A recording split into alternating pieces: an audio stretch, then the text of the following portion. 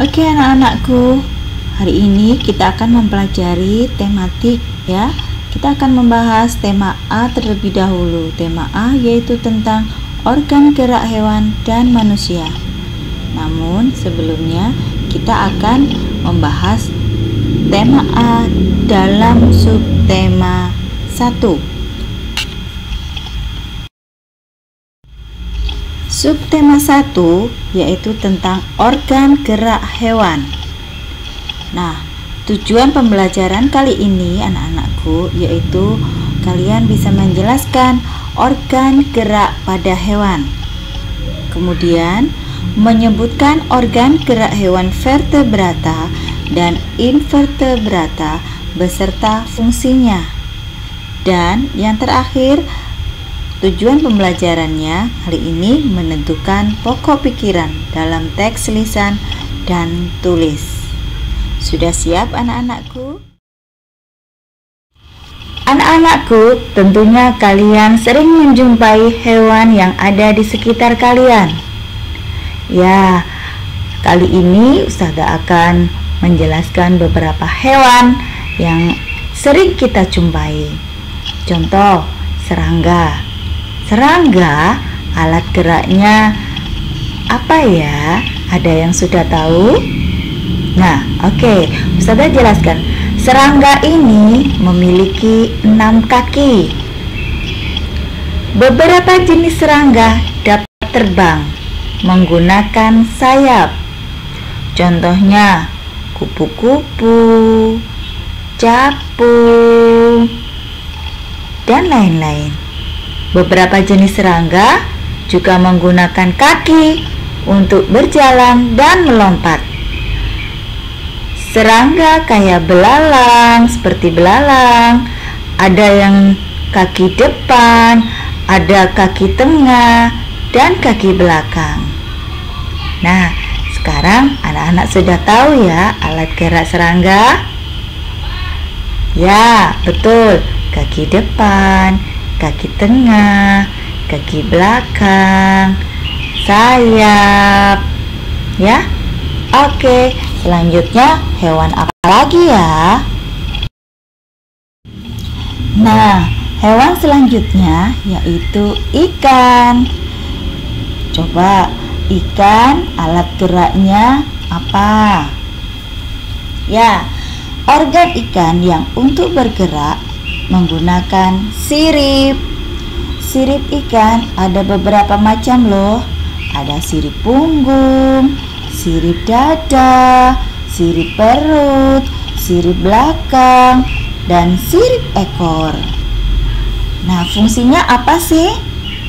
Ya, sirip punggung ini untuk stabilitas ikan pada saat dia berenang. Sirip perut dia untuk menjaga, menstabilkan pada saat posisi kedalaman air. Sirip dada ini dia untuk melaju ke depan, ke samping, berbelok, dan sirip belakang dia membantu untuk mendorong saat berenang. Nah, yang sirip ekor dia fungsinya adalah juga selain pendorong, dia juga sebagai kemudi. Jadi kemudi untuk berbelok arah seperti itu. Nah, anak-anakku, sirip ekor ini biasanya juga disebut dengan ekor. Sudah paham sekarang? Nah, selanjutnya hewan amfibi. Hewan amfibi ini yang sering kita jumpai adalah katak. Katak pada saat awal dia masih kecil dinamakan berudu. Nah, saat dia masih berudu, dia bergerak dengan cara berenang menggunakan ekornya saja. Ketika dewasa, dia hidup di darat dan tentu bergeraknya dengan cara melompat dengan kakinya. Oke, jadi amfibi bergeraknya jika dia masih berudu menggunakan ekor.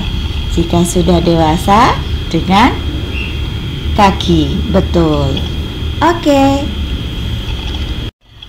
Selanjutnya ada hewan reptilia atau sering disebut dengan reptil. Beberapa hewan reptilia ini bergerak melata, yaitu menggunakan kemampuan otot perutnya untuk berpindah tempat. Contohnya ada ular, cacing, siput, dan lain-lain. Nah, reptilia selain menggunakan dengan otot perutnya, ada juga yang bergerak dengan menggunakan kakinya yang kuat. Contoh hewan reptilia yang bergerak dengan kaki yaitu komodo, kadal, buaya, dan lain-lain. Sekarang kalian bisa memahaminya ya. Sekarang hewan burung.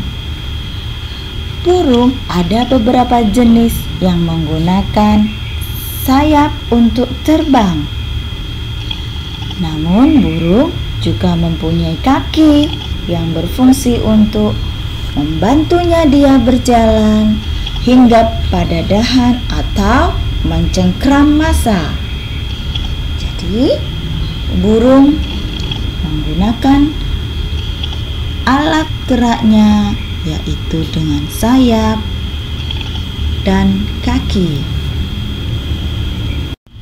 Sekarang coba dilihat gambar itu. Ada hewan apakah itu?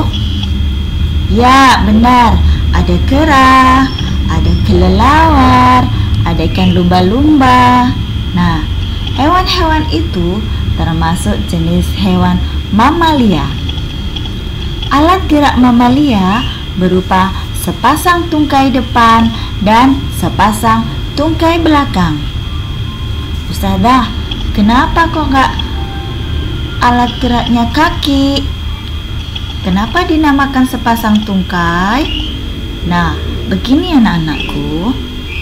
Tungkai depan seperti hewan kelelawar itu dia termodifikasi menjadi sayap. Kalau hewan paus, lumba-lumba, tungkai depan yang termodifikasinya menjadi sirip. Berbeda dengan hewan mamalia yang lain seperti kambing, kucing, sapi. Nah, tungkai depannya dia sebagai kaki. Begitu juga sepasang tungkai belakang juga dinamakan kaki. Berbeda dengan hewan mamalia yang ada di gambar itu. Ayo, apa itu yang bunyinya a a u u a a u u? Ya, itu namanya kera.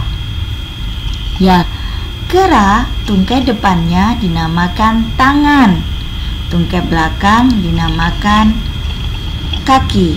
Seperti halnya kelinci, kanguru, sama tungkai depannya disebut tangan. Nah, sekarang kalian tentu banyak ilmu yang didapat ya. Selanjutnya simak sampai selesai ya. Tahukah kalian mengapa hewan dan manusia bergerak? Pasti pengen tahu kan? Nah, sebagai bahan literasi, ayo kita membaca dulu ya. Kalian bisa buka bacaan kalian di buku paket 5A halaman 3 ya. Segera dibuka bukunya, kita baca bersama-sama di rumah masing-masing. Nah, setelah dibaca bacaan tadi, sungguh sangat menarik bukan? Ternyata manusia dan hewan vertebrata atau hewan bertulang belakang memiliki sifat alat gerak. Nah, bacaan tadi memiliki ide pokok yang sudah dijabarkan dalam bentuk kalimat utama. Bagaimana menentukan kalimat utama dalam bacaan? Di bacaan tadi, dalam satu paragraf pastinya terdapat kalimat utama dan kalimat penjelas. Apa sih kalimat utama itu? Kalimat utama adalah kalimat yang menjadi fokus dalam sebuah paragraf. Kalimat penjelas biasanya berupa pernyataan pembenaran atau penolakan terhadap kalimat utama. Kalimat penjelas ini dapat juga disebut dengan kalimat pengembang. Oke, dalam bacaan tadi itu terdapat kalimat utama dan kalimat penjelas. Nah, bagaimana menentukan kalimat utama? Langkah-langkahnya yaitu yang pertama, bacalah bacaan secara utuh dengan seksama. Ya.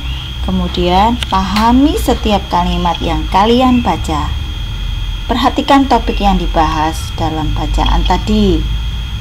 Ingat, kalimat utama hanya terdiri dari satu kalimat yang menjadi fokus bacaan. Apa tadi kalimat utama? Terdiri dari satu kalimat yang menjadi fokus bacaan. Satu kalimat saja, ya. Kalimat utama terdiri dari satu kalimat saja. Oke, betul sekali.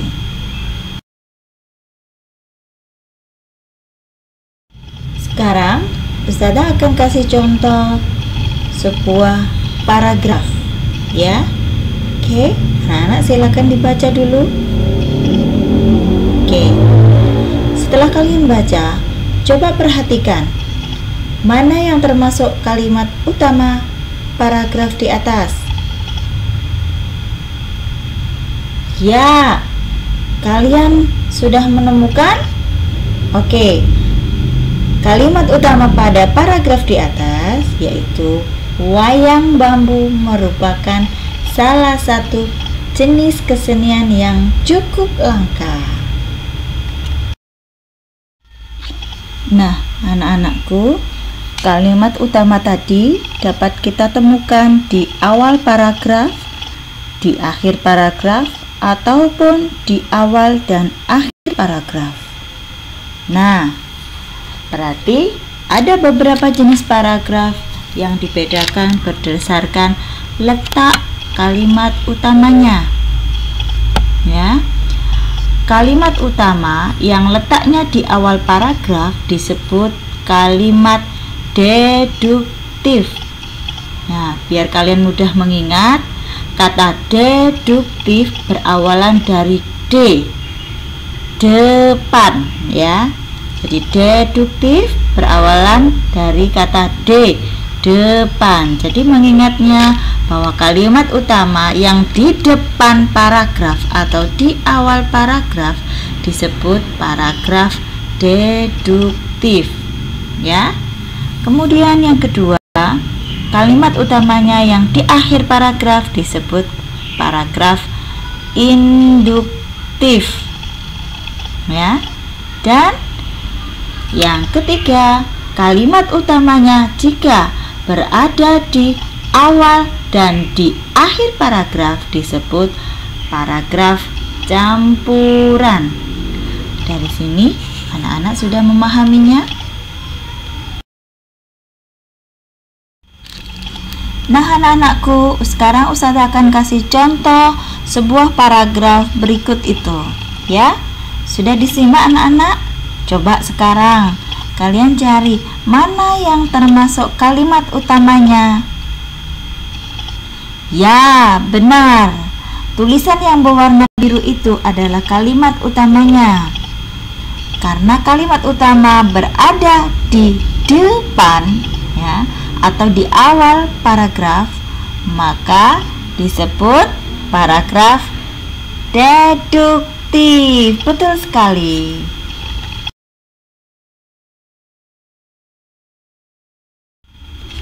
Sekarang Ustazah akan berikan contoh yang kedua. Perhatikan paragraf berikut ini. Nah, anak-anak, coba kalian cari mana kalimat utamanya. Sudah ketemu? Oke, benar. Kalimat utamanya tulisan yang berwarna biru. Nah, kalimat utama berada di akhir paragraf. Dinamakan apa tadi yang di akhir paragraf? Ya, benar. Di akhir paragraf disebut dengan paragraf induktif. Wah, kalian hebat-hebat.